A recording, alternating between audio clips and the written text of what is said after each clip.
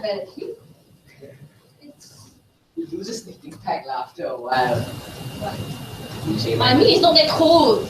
Oh, I thought you meant the opening line thing. I carry on the opening line. Would you like to talk about mother? I always I say mime. Well, I think just be like, okay, so No. so not everyone that.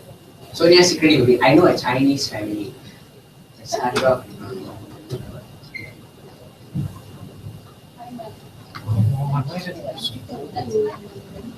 Sabotage my end. You think it was already working? My mom still A doesn't week eat ago, it. a week ago. But I'm genuinely afraid.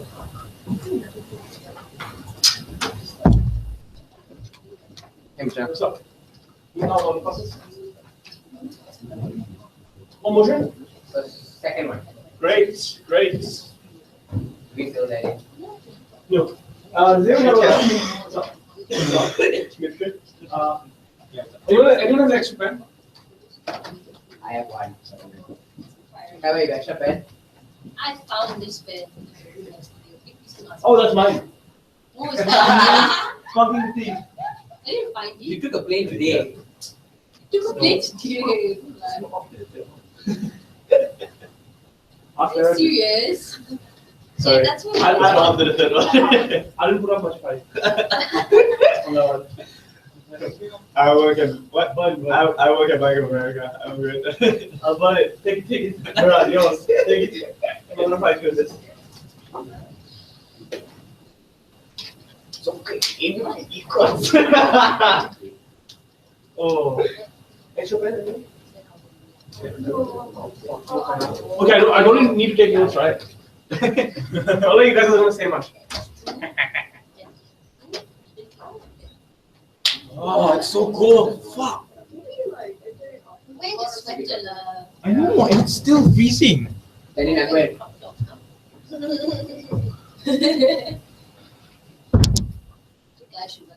remember the time in the cartoons the boys would wear crop tops. Only Johnny Bravo. Can we fill in the thing? Oh, Wait, damn cool.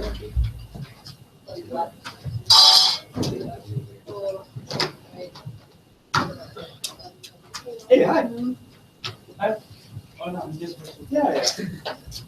I'm lost. Yeah,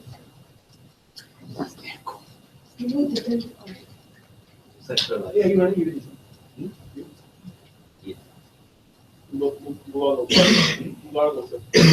What?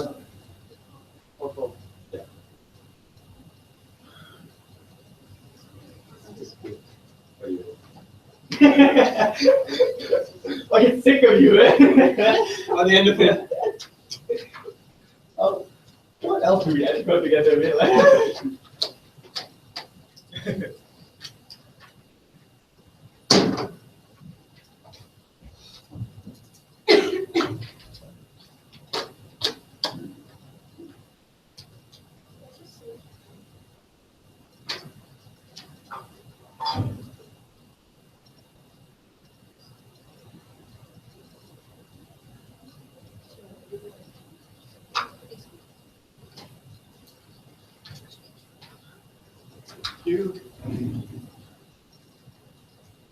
Hi guys, welcome to round 2 of APU Debate Open. I'll try and time. Yeah, I'm timing. But if I miss, then whatever. Yeah, on the motion about people taking other people's money, I'm going to time this. So what's your name? Spanish.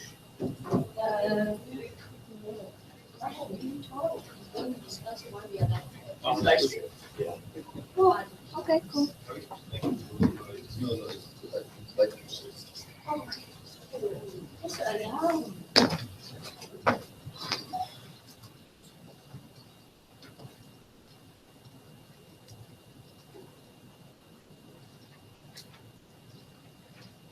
In a world where 30% of the population does not have access to clean water, food, or a sustainable shelter, we think that when religion turns to them and asks them for money that they do not have, their lives become significantly worse. The case brought to you by side government is one with a strong policy, but in terms of religious institutions, we just want to talk to you about synagogues, churches, mosques, and the like. Our policy for today is threefold. The first is that we would set up a minimum household income that people need to meet before donating to religious institutions, as I said beforehand. And we think that this minimum household income depends on each country, depending on purchasing parity. The second policy is that we would disallow churches and members who shame those that cannot meet minimum thresholds. People that shame others that are unable to donate to churches should not be able to participate in church activities. The third is that the churches must stress this idea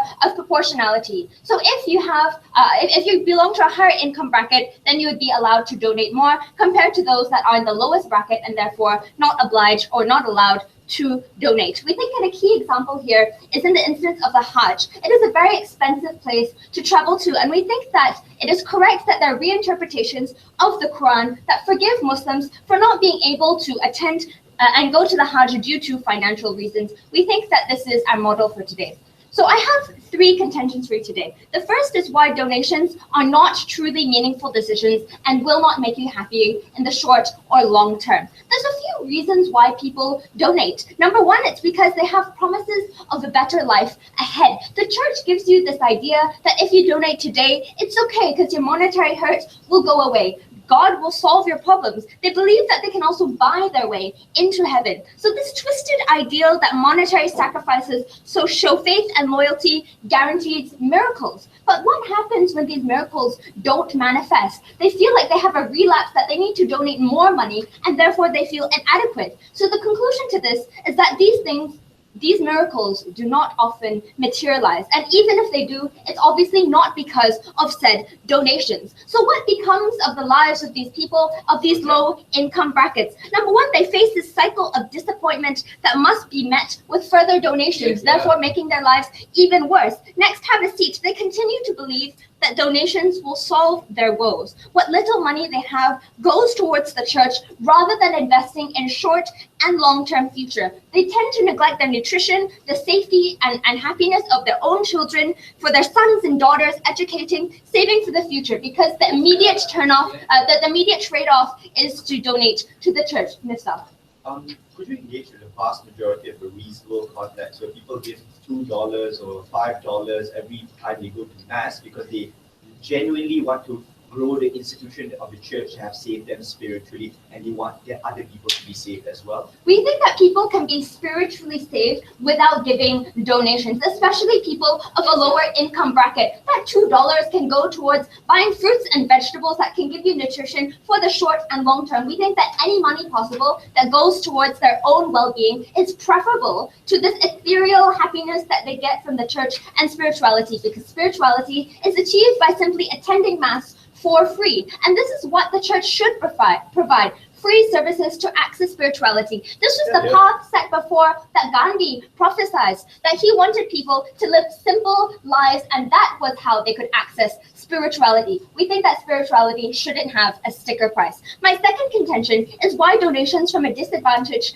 individual is a coerced action. The reasons why it's coercive for three reasons. The first is that the church promises many things that God can give. This manipulative narrative says that God will literally provide you everything as long as you give us money. Have a seat. Therefore, it's a very Hobson's choice. You choose between donating your life savings to the church for this ethereal prospect, or you impoverish yourself, you drive yourself into a lower quality of life. And so you have two choices: to give your way up for some miracle that will not manifest, or you make your life worse. So you think that these two choices are really not preferable. The second is that there's a perpetual cycle of success that you seem to see. Have a seat, because the church is very biased in the narratives that they portray. Mother Teresa gained success by saying that she set up all of these homes for disadvantaged people. However, the darker side to that was many of these people were chained to their beds. The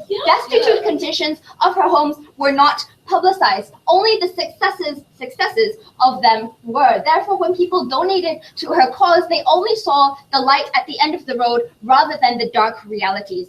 So the church being a biased entity is very, very harmful because there isn't counter-narratives accessible, especially to the poorest people that have very little access to full information. If they see issues of success, they think that all of their donations will go towards these successful entities rather than the true fact. So as it is, these people have a hard time making decisions simply because their lives are very stressful. Being in debt, having loans, puts pressure on you and your families when you cannot provide adequate information. On top of that, the church pressures you. So you think that it's very difficult for these people to make adequate decisions. So in a time of desperation and need, you push them to take away their money from them and make their lives that much worse. And the cost of this is in my third contention, which are the losses at stake. The losses are twofold.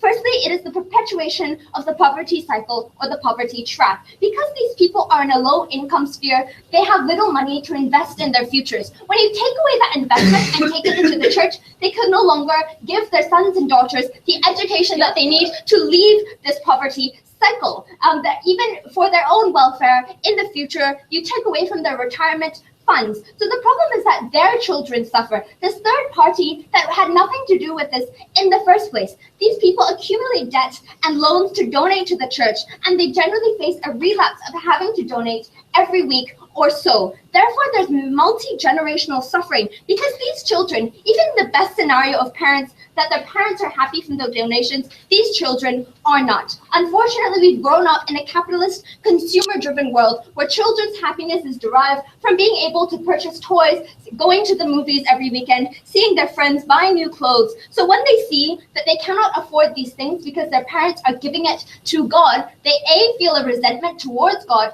and B, no longer have access to consumer goods. So they feel left out, therefore breeding resentment against the church and resentment against themselves. We would rather children not feel inadequate because of a Hobson's choice with God. I thank the speaker for her speech about the leader of opposition. Yeah.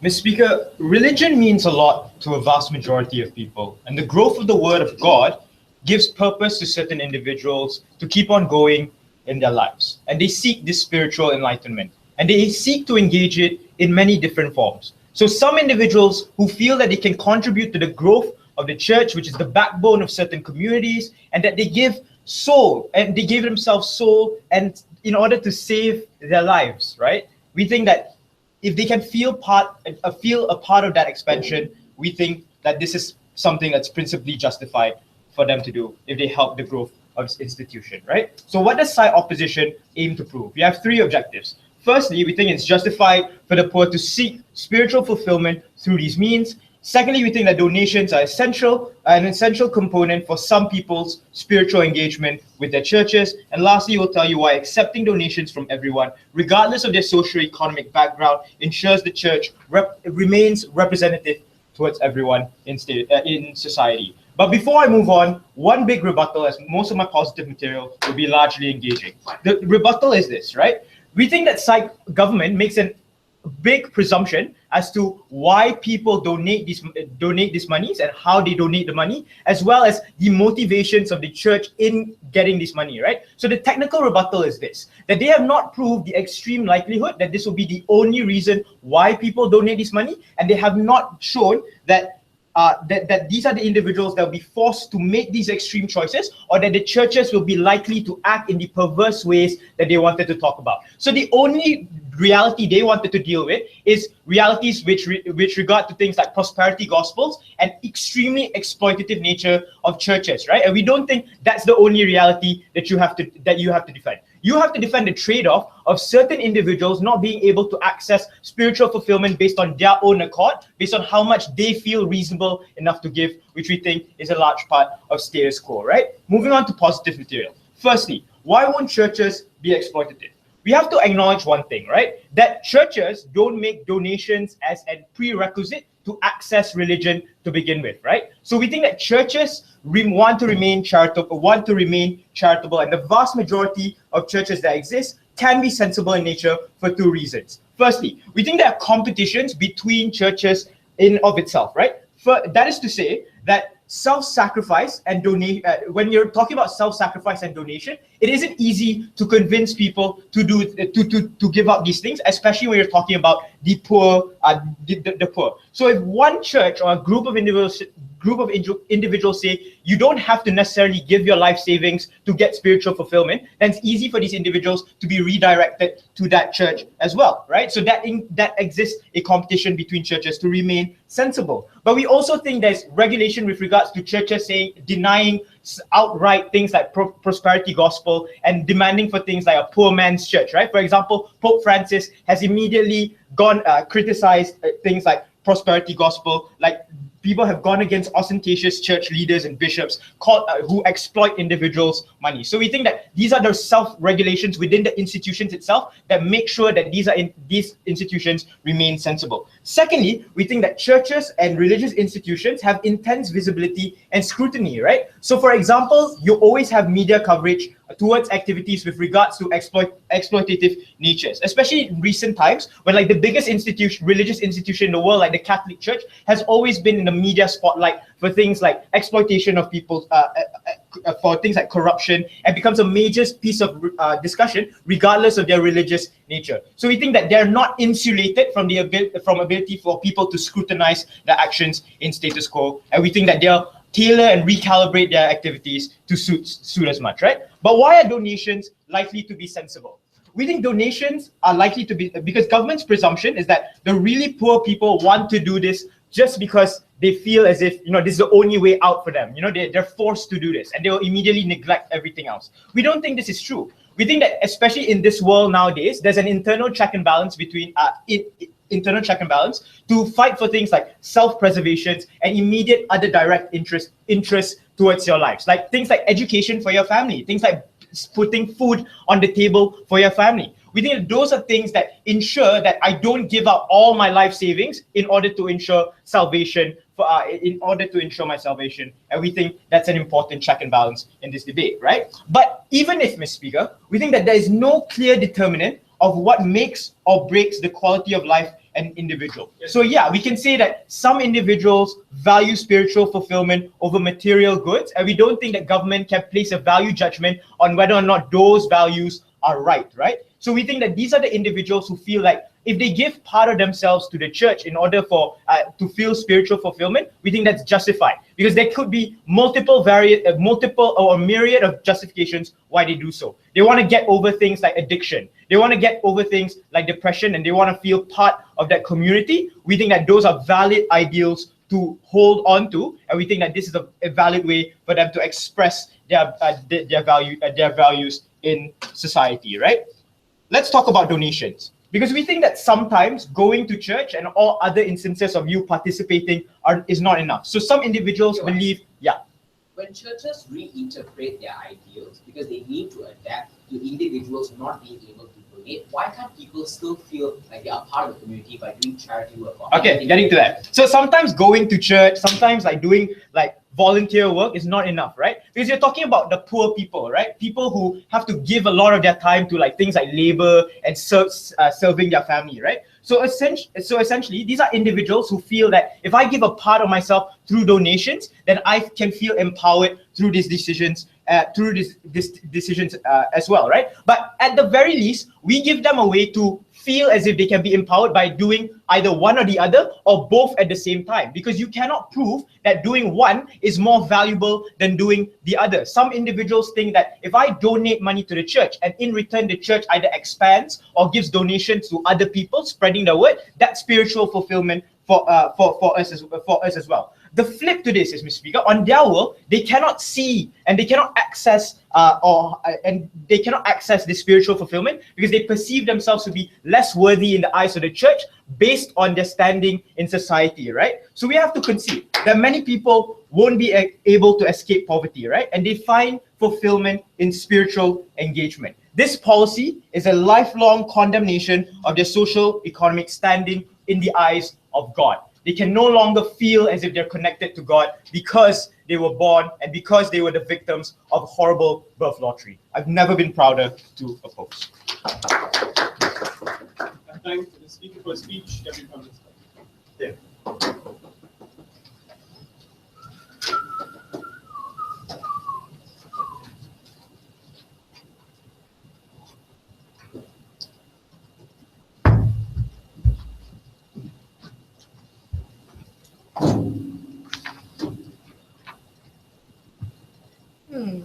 It's weird.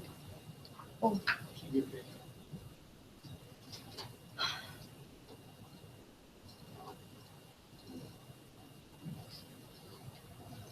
My mother grew up with 9 children living in a single bedroom room, right?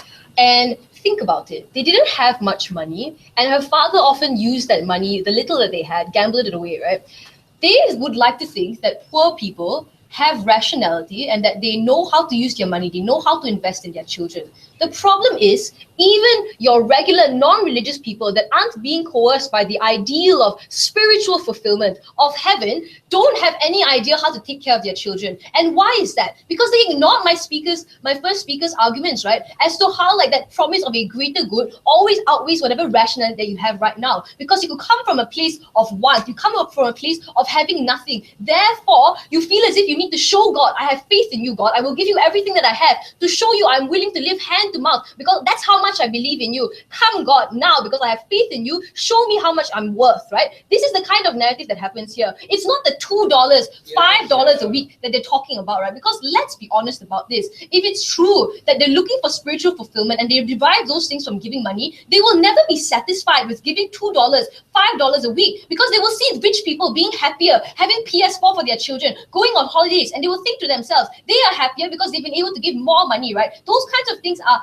things that maybe the church may not intend to happen, but those are just signaling messages that just happen as a result of this structure that you've built. Considering all these things, we think the only way to protect poor people from these kinds of coercive elements is to prohibit them from being able to donate to the church, at least until the point where they're at a stable enough income, right, where they can provide for themselves, and maybe then they can start to look for that spiritual fulfillment, which we don't really believe exists anyway, right? But before I talk about my 2 arguments about why donations to the church are particularly unaccountable in response to their wishy-washy argument about how the check and balances to the Vatican right now, and second of all, why disappointment is terrible for a person that needs to look for a job, let's talk about 3 questions. First of all, do the poor really have a check and balance? Are they really going to spend on their children and think about everything else that they have on their plate? We don't think so, right? Why did we tell you so? Because there's a coercive part of the church that is this. It's the veil of religion. It's the veil of credibility, right? That tells them that as long, no thank you, as I show to God that I am this and this, God has the power to move mountains, to be able to change my life. And the worst part is this.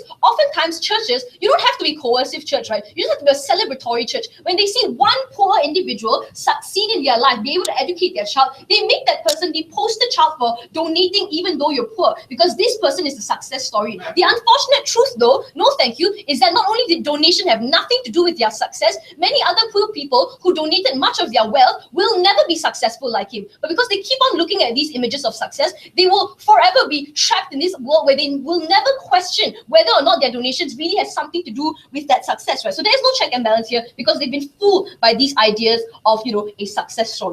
No, thank you. But the second thing, do the poor benefit from feeling like they contributed? First of all, obviously not, right? If it was just $5 a week, as Mifsal's POI would suggest, I think that even children give that much amount, right? We think they would in fact feel inadequate if that's all they were able to give, and that's why ultimately your form of fulfillment will never exist. But even if it's true, right, that they can gain some kind of something from $5 a week, we don't think it's true fulfillment. Why is that? Because the money is given in the hopes that they see some kind of development in their lives. The money is given believing this means that God will see I have faith. This means that I'll be able to pay for my child's tuition this next month. Sometimes it's true that their money, because there's this idea like if I give to God, God gives back to me, right? Sometimes God kind of does give back. A lot of the time it doesn't happen, right? Because you're just a human being living in an unlucky world. So when those returns don't come, you've only got a short-term sort of meaning where I believe something's going to happen, but it really doesn't. Before I move on, So if you acknowledge that some people do seek spiritual fulfillment through these means, what ways can they engage with the growth of their church if not through these means as well?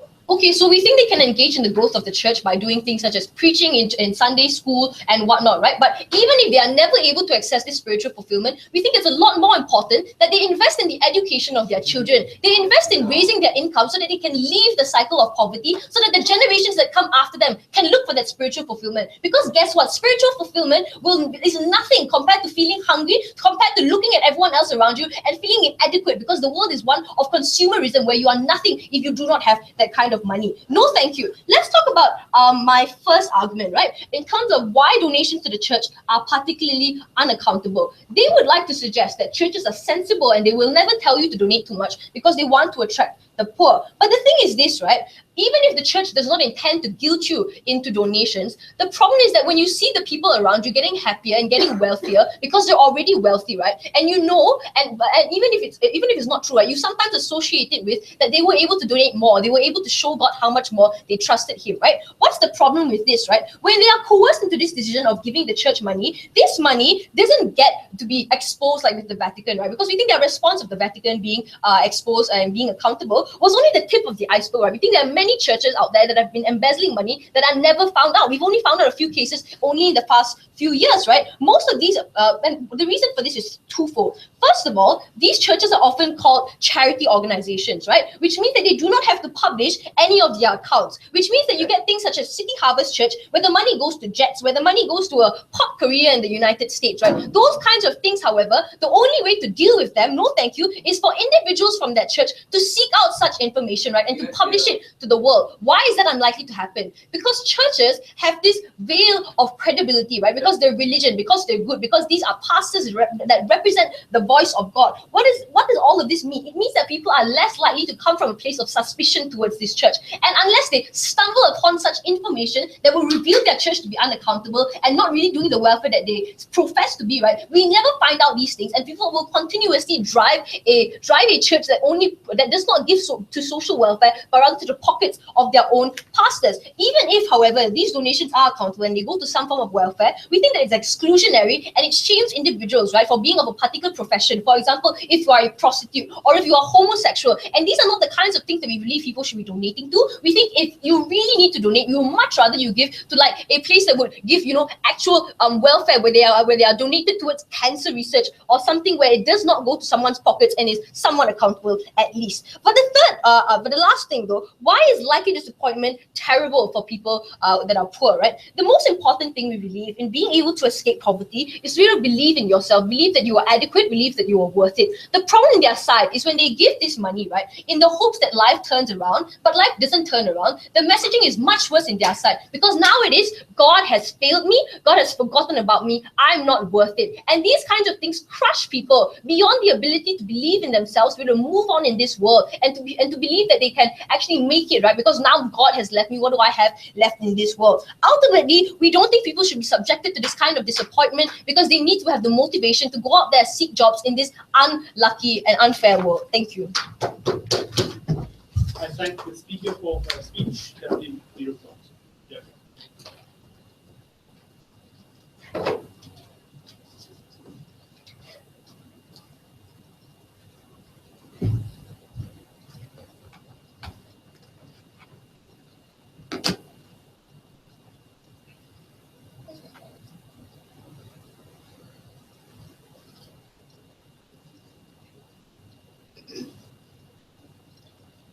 Mr. Speaker, I think if you notice in Deborah's speech that there is a running presumption in the government's case that the majority of the motivations of the poor wanting to give the little that they have to the church, ladies and gentlemen, is a quid pro quo with God, and apparently that you can cheat the system, and that's all really poor people want to do. A nice little handout after you've given a bit of your money, ladies and gentlemen.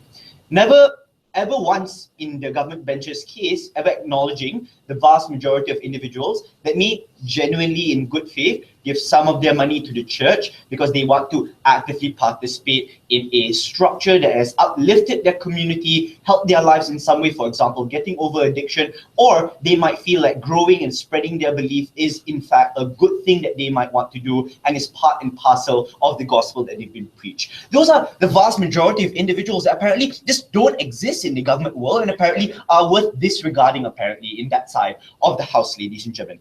I'd like to first point out the level of arrogance in regards to a value judgment that the government places on individual beliefs on that side of the house. I think it's indicative in Deborah's speech at the last bit is that she's okay with the poor giving to charity as long as it's the right kind of charity, ladies and gentlemen, because her problem isn't really about poverty, but her problem is about, but this goes to things like condemnation of prostitutes and condemnation of abortion apparently. So we think there's already an indication that their problem really isn't about poverty at the end of the day because they don't really care about the quality of life of these individuals on that side of the house. But secondly, ladies and gentlemen, we gave you an extensive amount of analysis in Moyet's speech about why the quality of life of these individuals isn't an objective metric of which you can place determinants on that side of the house. Many of these individuals don't have children. Many of these individuals are individuals that prioritize the spirituality as well as the fulfillment of their life above material goods. In fact, I would think, ladies and gentlemen, Aditya, this really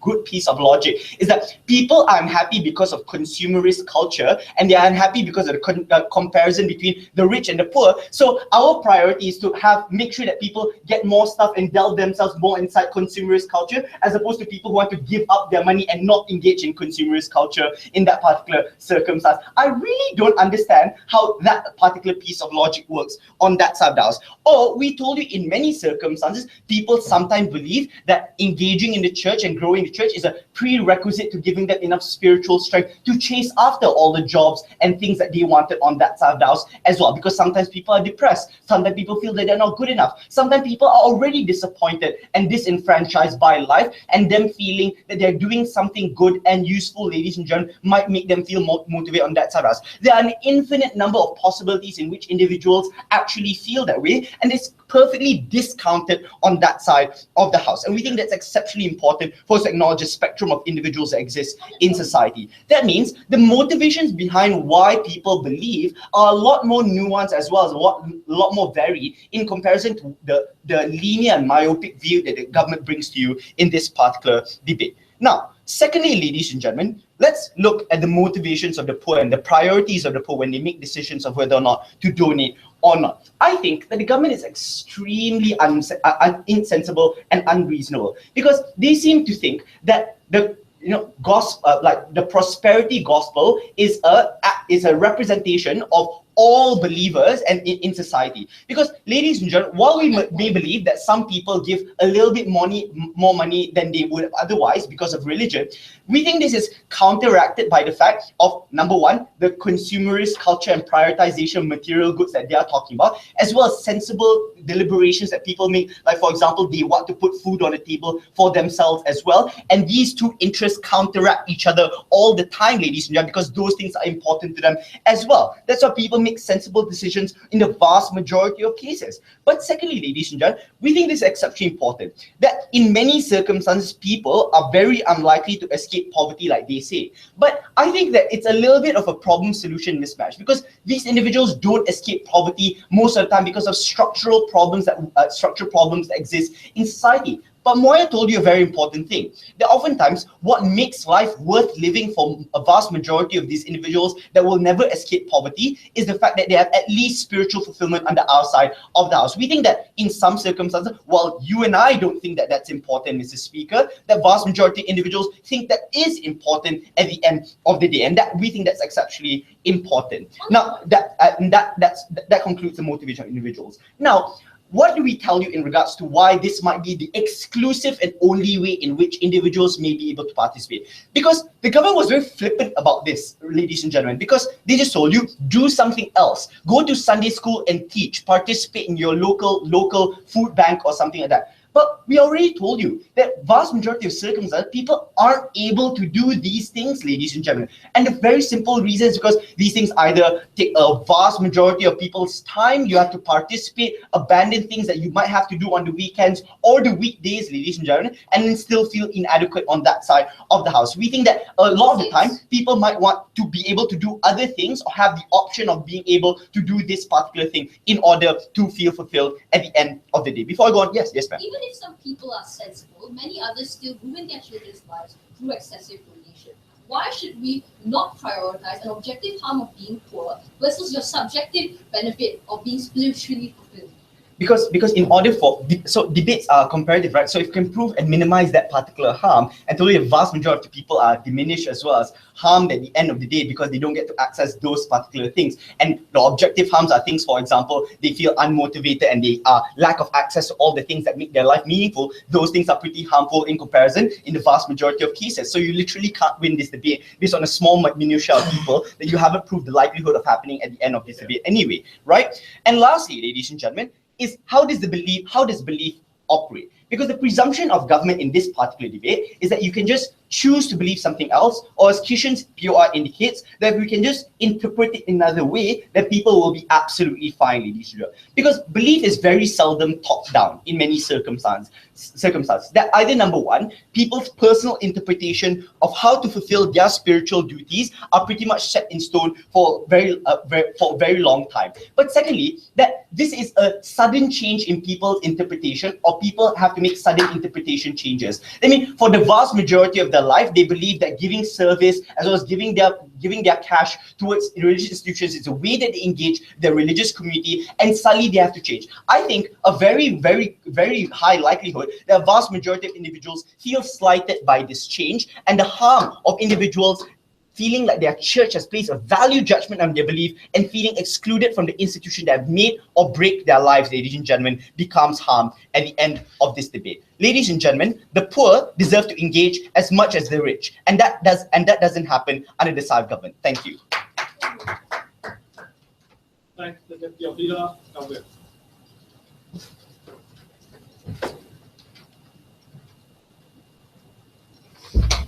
It's funny that the poor will never be able to engage as much as the rich, but that very ideal is the reason why people continue chasing the ability to be as rich or as wealthy as every other privileged person, because you pigeonhole yourself to the miracles that could be derived from donating every week. $5 might not seem much from a position of privilege, but $5 is an extra meal.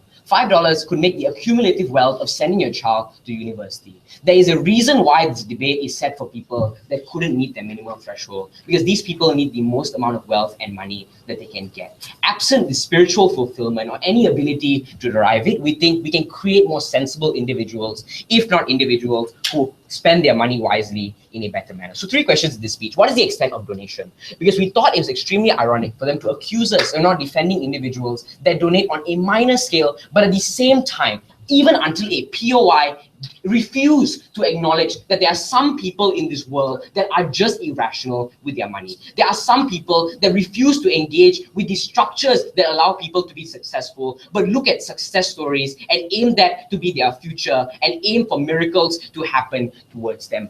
Till the second speaker of opposition, we have not heard a response to people that spend their money willy-nilly on churches, not just $2 to $3. It's your monthly income, it's your welfare payments. We didn't hear a response from them as to these groups of individuals. So what is the extent of donations? Their claim from the beginning was that people donate on a minor scale. You know, guys, it's $2 to $3, right? People don't feel harmed from this. It's not an exact problem because we can just look at it as a convenient stance. If this were true, then spiritual fulfillment would also be minimal. The leader of opposition spent a lot of time building up why spiritual fulfillment is important for people in welfare. People in welfare can't get out, guys. They don't have a way out. We won't be financially stable. We won't get out of welfare. We are not likely to get a job. So why then will people only spend $2 to $3? Why are people not going to use all their money? Because the harsh reality is we can't get out of welfare. We can't become financially stable. Let's hold hands and sing Kumbaya and get out of life in a happy manner and reach some level of the afterlife. So that logic doesn't work under their paradigm. If they prove the scale of spiritual fulfillment, by virtue of that, they are proving people fighting to reach the higher end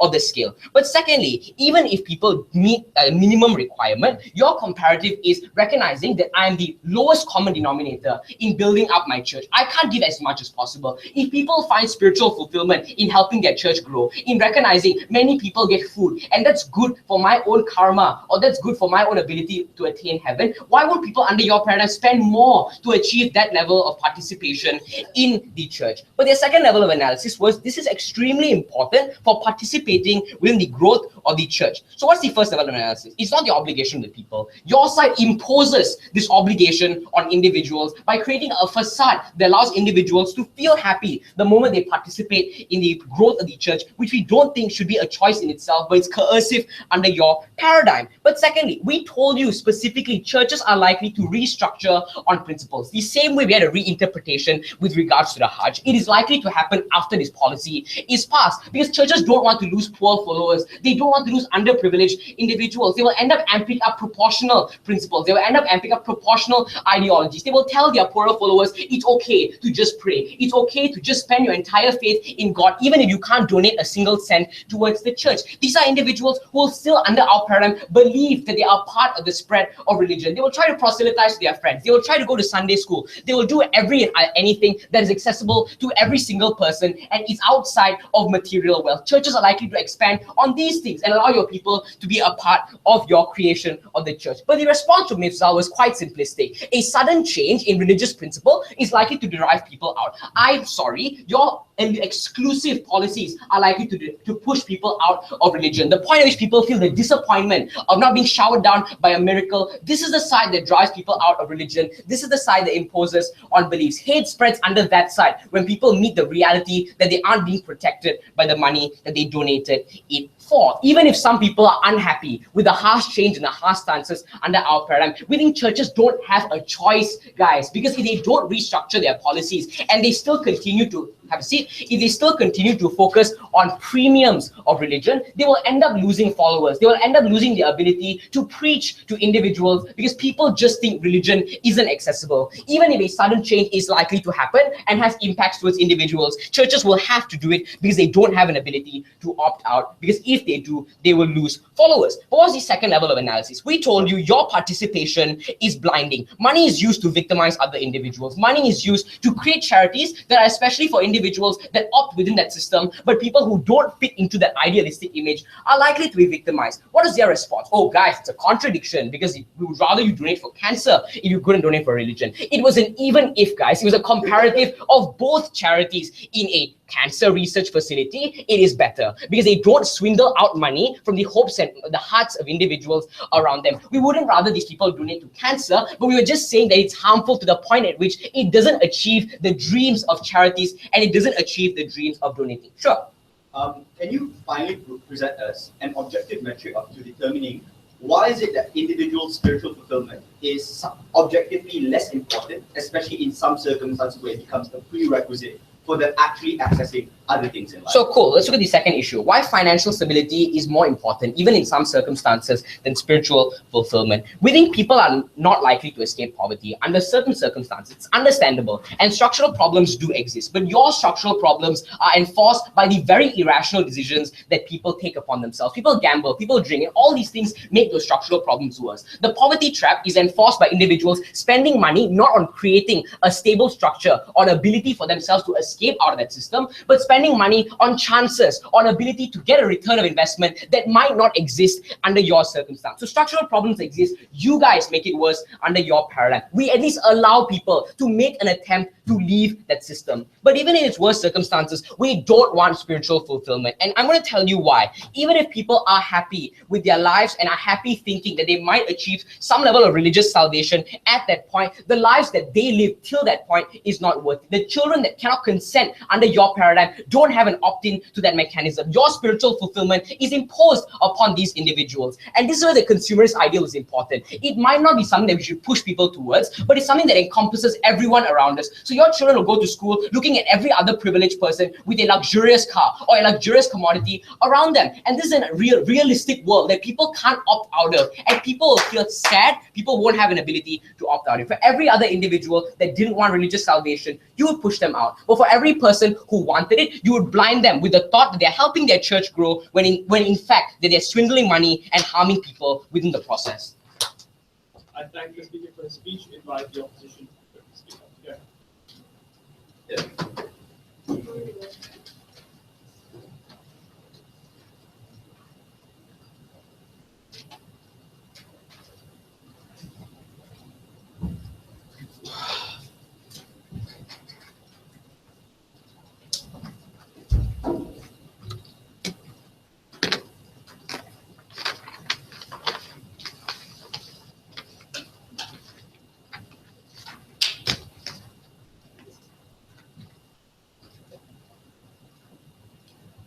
Mr. Chair, side government clearly subscribed to only a singular form of happiness, and from the start to the end never wanted to engage with how people perceive happiness on our side. They always assume that the best way to perceive or the best way to find happiness is always in pursuit of capitalist gains. It's always in pursuit of finding the biggest car or looking at a person next to you and comparing yourself to that, without actually analyzing how that could be worse off for a person of a lower in the poverty cycle, right? Always comparing yourself to a person who has a rich car isn't the best way in which you are able to teach your children. Maybe telling your children that we have little, but someone else has less. And sometimes it's more important to give might not be the worst way to teach a children how to grow up. We are happy on our side to say that the way in which parents choose to teach their children is also a right and could receive spiritual fulfillment on their side. And it's a good thing, right? But firstly, we think that on their side, the only type of characterization that they are willing to engage on are extreme characterizations that don't work for either side, right? For example, the negligent gambling parents, and all due respect to Deborah, right, are individuals that probably, would have gambled away that money anyway. So that characterization won't work for either side. Anyways, the people that we need to talk about are individuals that are, as a reasonable person, have self-preservation, able to calculate whether or not their decisions are balanced or not, and are able to decide whether or not spiritual fulfillment are more important for them in comparison to material gains. We think that these are the individuals that we want to talk about. So that means that these people are generally aware, or things like if there are major church corruptions, they will generally be aware. We do believe that there is a veil of credibility that hides every church and make them immune to accountability. We think there are a lot of scrutiny, particularly on churches, because of how much money they receive.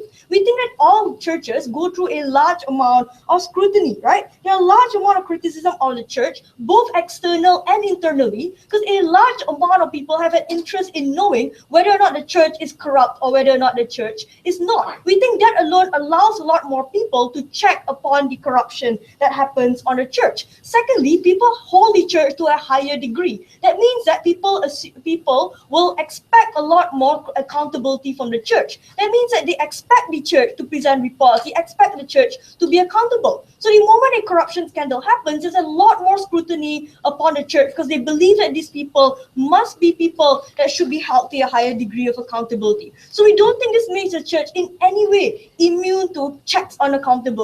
We think the church are general organizations. They are also subject to scrutiny. The same way some cancer organization might also be corrupt, but are also subject to scrutiny as well. We think those are normal and general things, and also it might be illegal to do things like corruption within the church. Maybe that's an incentive for the church to not be entirely corrupt as well.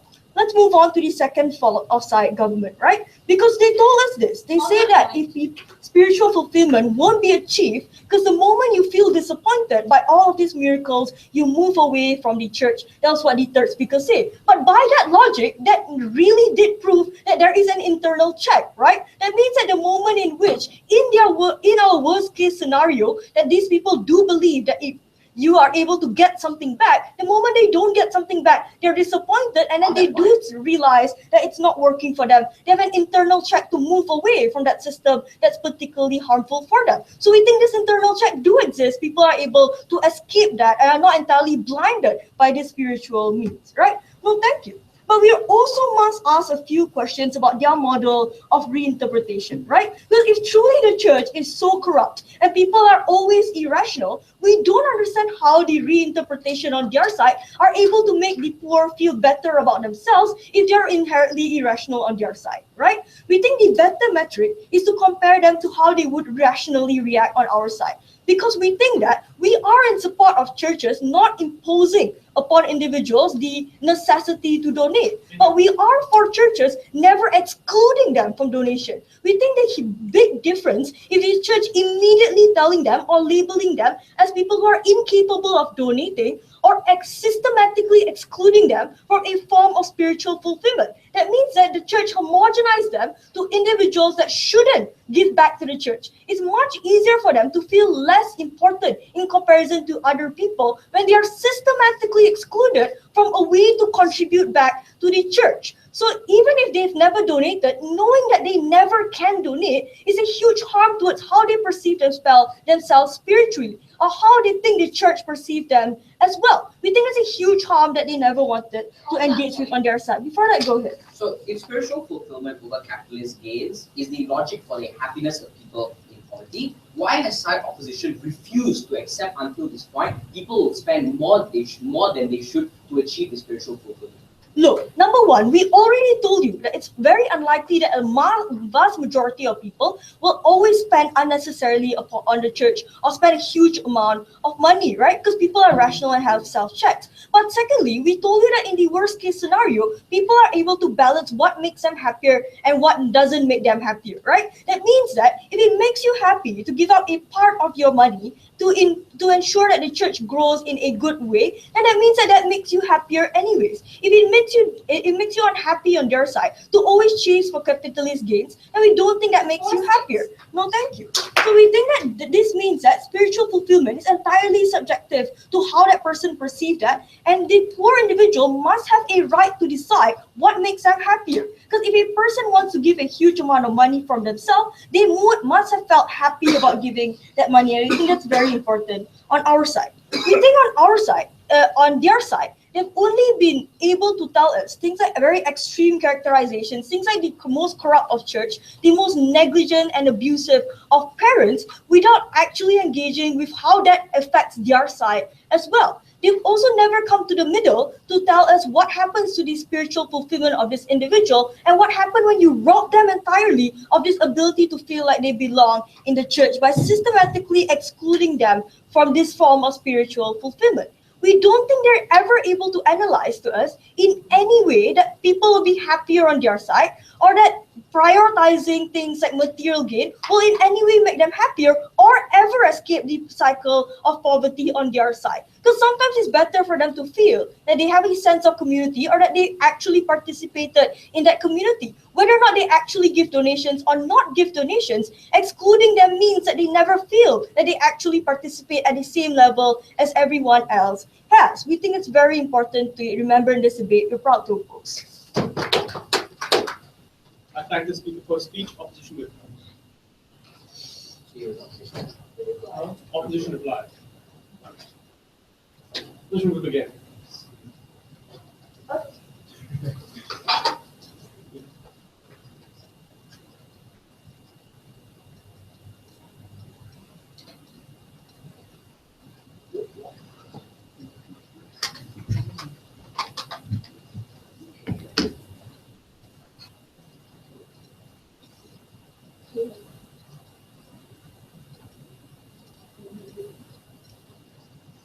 Mr. Speaker, if you notice, a lot of the harms that came from the government bench was premised upon a very cynical quid pro quo sensibility when it came to the poor.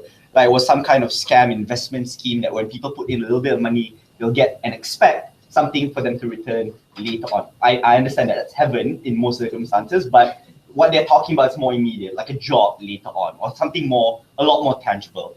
That is a very, very extreme, narrow characterization that doesn't occur in many circumstances. that in a lot of circumstances, people in good faith actually just do good things or feel good about themselves or just want other people to believe as well, or in many circumstances believe that it's their duty as Christians to help out their fellow man or increase the participation of the church or the help of the church in other circumstances and not expecting any immediate returns later on, ladies and gentlemen. That goes a lot of the analysis in regards to things like them continuously giving more money or continuously just making unreasonable decisions in many circumstances because they think they'll get a better job, a better car, a better pay later on at that side of the house, ladies and gentlemen. I think that in the privileged world of the government speakers, calling the poor irrational, not saying that they make good decisions and thinking that they know what's best for them is the height of arrogance and condescension when it comes to the poor. I wonder if they will be willing to say the same thing if a Christian poor person was in this very same room and telling that to their faces, ladies and gentlemen. Now, when we're going to talk about who we're talking about, I think it's important to be very careful because acknowledging the context that they say of a consumerist culture where people prioritize material wealth, that people, in fact, in vast majority of circumstances, have instances of self-preservation and they actually prioritize self-preservation in many circumstances. And Moya told you of a competition between competing churches telling you that you need to sacrifice less because sacrificing yourself takes a lot out of individuals and the church can provide you an interpretation of maximum spiritual fulfillment and less self-sacrifice is probably going to be more palatable. That in the vast majority of circumstances, people's decisions are likely to be sensible. That's the structural characterization we provided you that wasn't engaged with on that side of the house. But what if people made really bad financial decisions? This is the gripe from the opposition. And here's where they did not engage with us at all when we told you that we were okay with this, ladies and gentlemen. Why? Because we told you that the quality of life of individuals was something that you couldn't make an objective determinant on, that oftentimes that these individuals felt that it was more happy or they led better lives because they prioritized spiritual fulfillment and not the consumerist capitalist pursuits. Or secondly, ladies and gentlemen, that oftentimes these were prerequisites for them to feel good enough about themselves to be able to chase after fulfillment or jobs or the things that you wanted on that side of the house. Unfortunately, the opposite government cannot provide us that suboptimal decisions exist all the time when it comes to children or life or anything else, ladies and gentlemen, whether it be drinking, how you parent, ladies and gentlemen, or in the myriad of ways that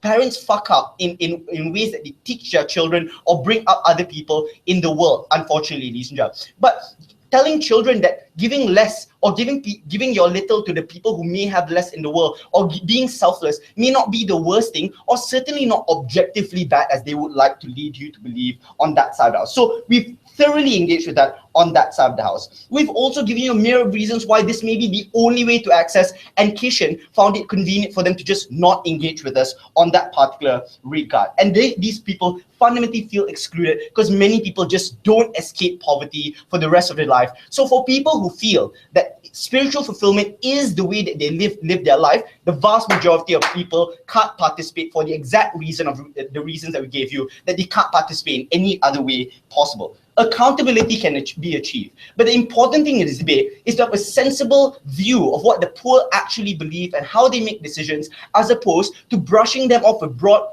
brushstrokes or being unreasonable, unsensible, welfare queens, and telling them that they can't make decisions for themselves. Thank you very much. Thanks. Opposition reply, opposition reply.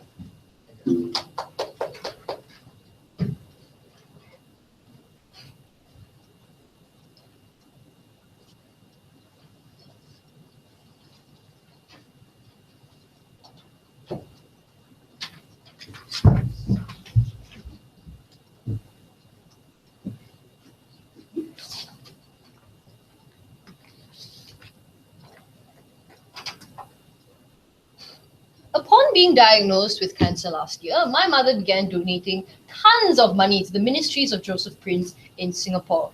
I managed to go to college though this year. Many other families that are not in the same income bracket as my family will not. That is the problem that they never try to engage with. Maybe the parents that donate will be able to experience some form of spiritual fulfillment. I will negate that later on. But those children, they never chose to donate that money, and they will forever be stuck in a world that tells them because of consumerism, you are inadequate and you are worthless as a person because of the choices of your parents. We think that those kinds of unwitting victims are the ones that we seek to fight for. Even if we lose the ability for your rational poor people to donate, we think it's more important to protect irrational poor people, right, from ruining their lives beyond repair. Because there's a lot of other tenets, right, of religion that you can go to, right? You don't have to donate your $2. You can pray more times a day, right? But for someone that has lost their money, there's nothing else that you can do, right? Because that money was what's supposed to get you through this world. Let's talk about a few things. First of all, can poor people be sensible in their donations? We'll agree, right? Sometimes they can be rational. Sometimes they will believe $2 instead of 100, right? But not only do we think that those $2 can sometimes be a really big deal if you're poor, what we would say though is that their ideals of rationality assume that the poor see their money as a limited block.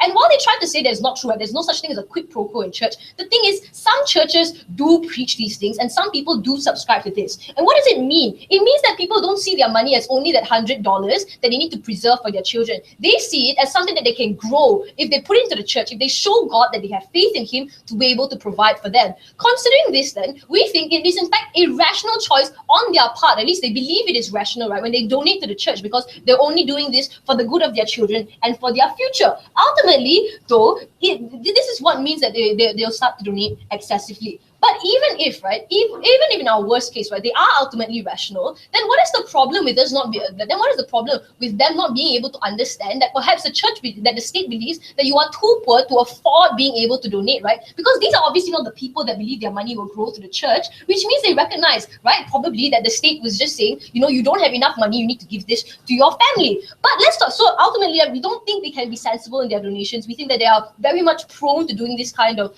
to giving excessive donations because of the great benefit that they're being told of. But let's talk about the second idea, right? In terms of the church competition, right? Because they say churches will compete. Obviously, they're not going to try and get you to donate way too much, right? But then in a rebuttal to us, they told us, no, but the church can never change because there'll be backlash from individuals because people will see them as trying to change from their ways. What is the consolidation of this idea, right? We think that even when churches compete, sometimes the unwitting message, right? When you have success stories of people that donated even when they were poor, when you have the success stories of the rich that have obviously donated much more than you and seem to be a lot happier than you, whether or not your church means for this to happen, sometimes these are the kinds of messages that get preached on to the poor, right? Where they believe that this is the way that they need to move on in their life, and that's going to be harmful for them ultimately. The final thing though, let's do the trade-off between spiritual fulfillment and financial stability. We think spiritual fulfillment is a very, very subjective benefit. Why is that? Because some people, even when they've donated your $5, will still feel the need to give more. Some people will still see their lives as being crappy. They will still see their church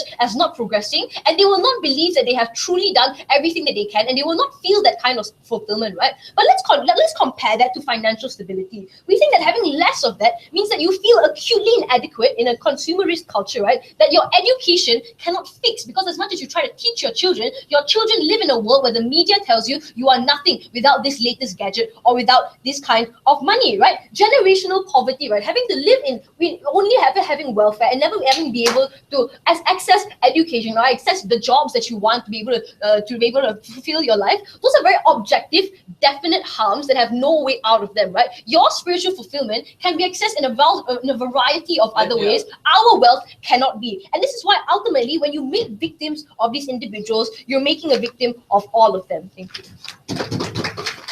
I thank all speakers for their speeches. First floor, three degrees and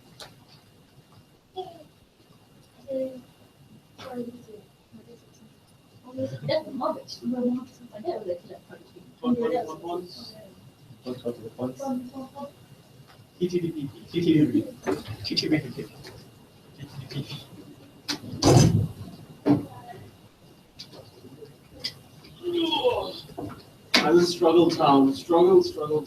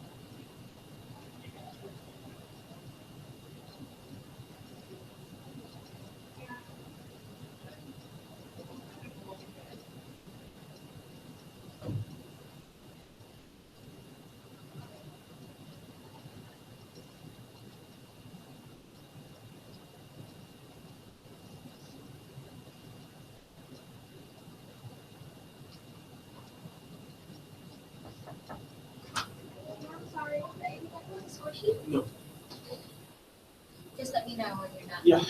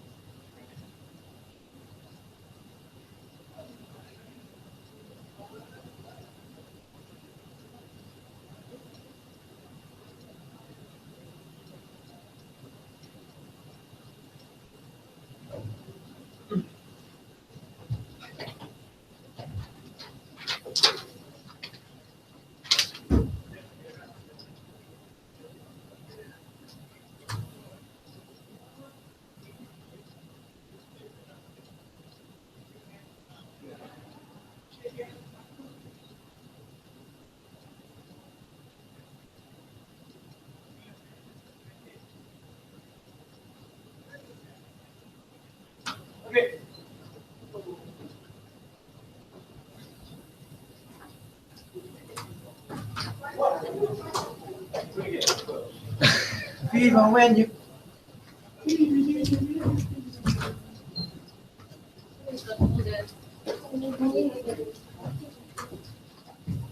So wait, you have a cardigan, sweater, and a hoodie. What? Yeah. It's called normal. Yeah, it's true. Okay. Oh, hold on. Let me just. Hello? What? It's been on in that. Oh, fuck. It's been on? Yeah. I've been like dancing nude.